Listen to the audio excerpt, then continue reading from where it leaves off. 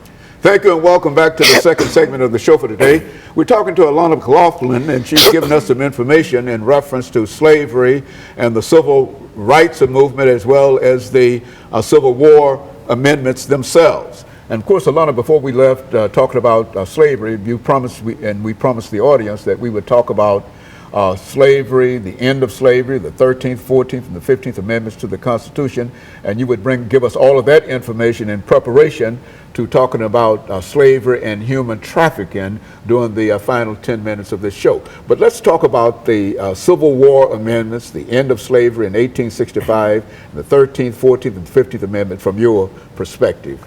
Now, if you're just tuning in, I'm going to give you a short summary of the first segment.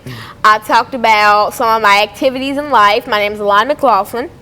I talked about me, and then I talked about slavery, and I also mentioned the fact that some of the more light-skinned African Americans would work inside the house, and some of the more dark-skinned ones that were classified as ugly had to work in the fields. Now, in this segment, this is talking about after the Civil War and fresh out of slavery, like everybody was free, basically. Everybody. And so after slavery, it was still pretty hard for African Americans. I mean, because it didn't change the fact that they were still hated, that we were still hated because we were black. It didn't change the fact that people actually still kept slaves.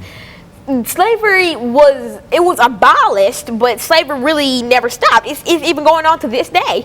African Americans, well, everywhere, even South Asia, Ukraine, everywhere, there is slaves. I'm talking about everywhere. And now they don't really call them slaves, they call them indentured servants. And they call it, and that's basically it. Slavery was abolished, but slavery never really stopped. Slavery will go on, and it will go on just like racism or bullying. It can never fully stop. I mean, we can prevent it in some areas, or we can prevent it, we can lower it, but it'll never really stop. I mean, because that's just how the world's gonna be. And so that's why I try to do what I can as a person, and I try to help who I can. I mean, I can't save the world. I mean, I'm 10. I can't even save the U.S. I can't even travel around the U.S. I'm 10. But I do what I can here in Nashville, and that's something that I do. Well, and looking at the 13th Amendment to the Constitution, that is the amendment that gave the Africans its freedom, as well as the 14th citizenship. Why don't you give us some information in reference to some of the individuals that eventually helped to bring about freedom of the slave, Abraham Lincoln and some of the abolitionists, and that kind of information in reference to this? The 13th, 14th, and 15th Amendment. Those are the amendments that kind of revolve around African Americans. The 13th Amendment, the right to be free. It said that there should be no slavery. Slavery is illegal. If you keep slaves, jail. That made us free. And the 14th Amendment, the right to be a citizen. It told us that we are a citizen. That means we can have jobs, we can have houses, we can have cars, we can buy phones or run businesses because we are a citizen. And now the 15th Amendment, the right to vote, the right to state our opinion. And I think that's the most important. Well, I think the 14th one is the most important because that gives us the right to be a citizen.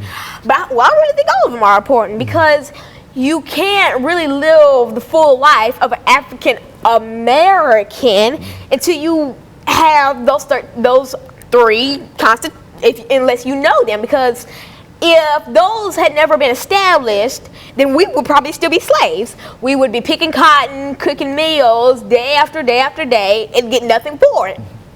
But because of those three amendments, we were basically we were reborn, we were given life. And so the 13th, 14th Amendment just basically, it makes a true African American. And I'm putting emphasis on American because it gave us the right to be a citizen.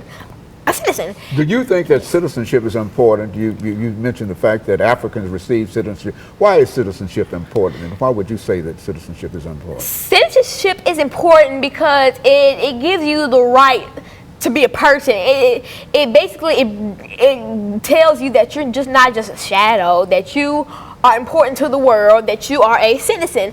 And that's why I think everybody deserves to be a citizen. And I don't see anything wrong with people not being citizens. I mean, because that's giving them life. That's giving them the chance to live a normal life as an African or American or anybody for that matter. And so that's why I think citizenship is important. So that's the 14th Amendment to the Constitution, the Citizenship Amendment.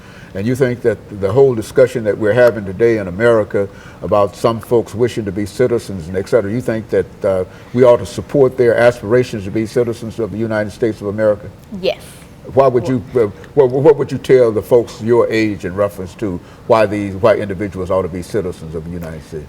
I think for kids my age, I would tell them that people deserve to be citizens because people deserve the rights that we have. I mean, they need to be treated like we should be treated. They need to be able to have jobs like we have jobs. Like they should be able to have the chance to do something like we're doing right now, being on a show, producing, working behind the scenes, doing all this. They should be able to have jobs and cars and pretty little pink houses and anything.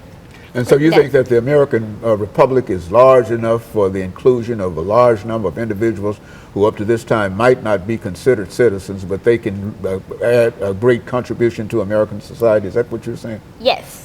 And I also think bringing more citizens, like making more citizens in the U.S. would be a good thing, because the more people you have, like the more NAACP members you could have, and the more they could be able to change the world into a better place. And so the more the merrier, really, because if you had a family and all of them wanted to grow up to be NAACP members, if they all joined the NAACP, what if they end up being the president and they ended up being the president of the U.S. and changing the world in great ways?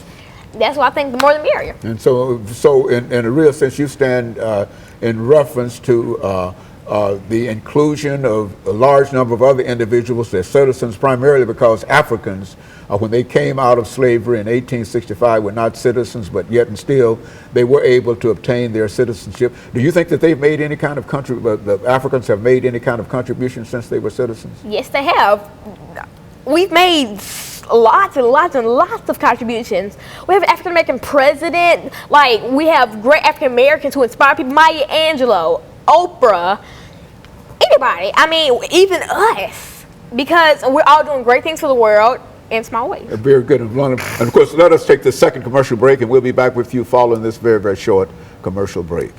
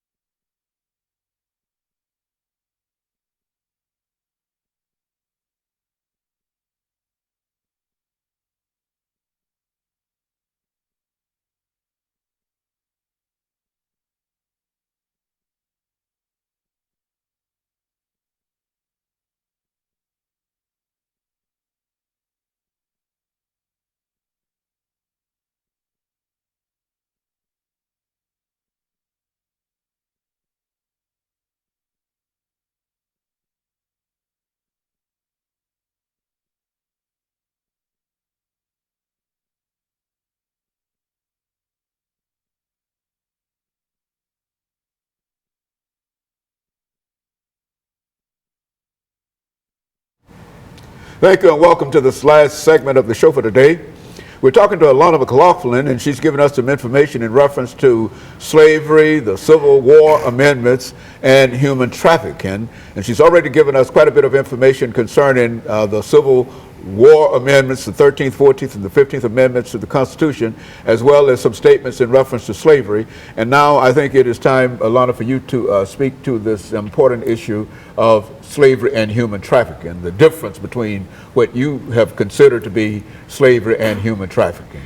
Okay, slavery and human trafficking. Human trafficking is almost like, okay, say slavery was a genre. Human trafficking would be a subgenre, the genre that was born out of a genre. Slavery, human trafficking is like an aspect of slavery. It's like slavery makes more aspects of slavery. There comes human trafficking and a whole bunch of other stuff. So let's talk about human trafficking. It's where, but the human trafficking, the difference between, there's a big difference. Slavery was mainly involved with African Americans. Human trafficking is more common with other races than African Americans. So now it happens, human trafficking happens everywhere. It happens in Asia or Europe or Canada, anywhere. And so basically, when you say human trafficking, it's the fact where you could be sold for exploitation, or you could be sold like a slave. And so it does all things that slavery did, but it's much more gruesome now that they have more now, because back then they had guns and whips and other methods of torture, but nowadays they have even more. So being trafficked is even more painful nowadays because they have more arts of torture. They have more kinds of guns, more kinds of whips, more kinds of everything. And so in a real sense, what you're saying is that human trafficking, and I think you've identified it as being all over the world and et cetera, is the exploitation of people. Is Yes. that what you're saying? And I think you gave us at one time some information in reference to substance abuse and drugs and et cetera, that is also a part of human trafficking and somehow keeps people involved, keeps them tied into terrible situations. Is that what we're saying? Yes. Now, prostitution. When you're being trafficked, you could be forced to be a prostitute or a slave or anything. You could be basically anything. You could just be there to be tortured. And I think that's one of the main reasons that there are so much kidnapping nowadays and killing, because you have to be kidnapped to be turned into an indentured slave or a prostitute, because it has to pick you up from where you are and take you somewhere else and put you through all these horrible methods of torture, and that's basically human trafficking, where you're forced to do things that most people wouldn't make other people do, and you're forced to do horrible things. And Alana, tell me, for the benefit of the audience as well, where do you get your information in reference to human trafficking, and why would you decide to deal with this particular topic? Where did your information come from, and why do you want to deal with this kind of information? Well, see, I was on Wikipedia reading up about slavery, and then I also had books reading about slavery, and then in all those books and all those Wikipedia pages and all those internet pages, I saw one thing that really stood out. In big letters, it said human trafficking, and it always would reference human trafficking. And so I decided to click on human trafficking and see what this thing was, because I'd heard about it, but I didn't really think much of it because I didn't really know what it was about. And when I looked into it, I just thought, wow, people have to go through this, and most people don't even live to tell their story about it. Only some lucky people get to be able to live and tell their story about it, and sometimes those stories are even lost. So most people don't even know about human trafficking because it happens in the dark. Nobody goes around telling people about it. You don't see it, but it happens, and so that's why most people don't really know about it. And that's maybe why I don't know about it. And so, in a real sense, that you are now on a campaign, and you've always been on a campaign against slavery and in favor of emancipation and et cetera. But you're now on a campaign in order to help people who might be caught up in human trafficking. What would you say about a typical person that might be caught up in human trafficking? Who is impacted by this? Females or males or what? Who? Mainly females, but then there are also males. I mean, because I don't believe that it would only happen to females. So it happens to everybody, little girls, little boys, grown men, grown women. And so it's mainly, I think the biggest kind of population would be kids and teens, like I'd say 9 through 17. That's the biggest area in which, because that's when you kind of growing up a little bit, and that's where they think that they were like, oh, let's steal her, let's traffic her or him. And so that's kind of the biggest population, and it happens to everybody. It's not just a certain race that it happens to, because it can't happen to one race and not happen to another. It happens to every race, African Americans, Caucasians, Asians, everybody. And so now, Alana, you think that people ought to be more aware of this very, very fact of human trafficking, that as abolitionists opposed slavery at an earlier period, you think that people ought to be more aware. You said that you were not aware of it. You think that more information ought to be provided in schools and whatever in terms of the possibilities of human trafficking? Now, in schools, I think there should be more books in the library about it, but I think they shouldn't really start feeding you information about that until like 6th grade and up, because that's kind of when you sort of matured. Yeah, like you're 11 and up or 10 and up, And like in elementary school, if you start feeding elementary school like a first grader that kind of information, that scars them for life. I mean, that gives them nightmares. That makes them scared to go outside because they think, oh, well, we're going to be kidnapped and trafficked. And there are really, really very dark aspects of it, and that's not really fit for like a first grader or a second grader and all. So once you get like to middle school, like late middle school, that's when you should probably start learning about it, because that's when you won't be as terrified of it. Now, I'm not saying you won't be terrified, but I mean, you might not, but you wouldn't be as terrified as a first grader would. So you think that more information and more people ought to become involved in trying to help individuals? Yes. Sometimes you see people who've been kidnapped, and you see messages all over and et cetera. And so people ought to be more concerned about this as one aspect of our daily lives and our existence, et cetera, Yes. to help folks. Because, I mean, I think that not older, but like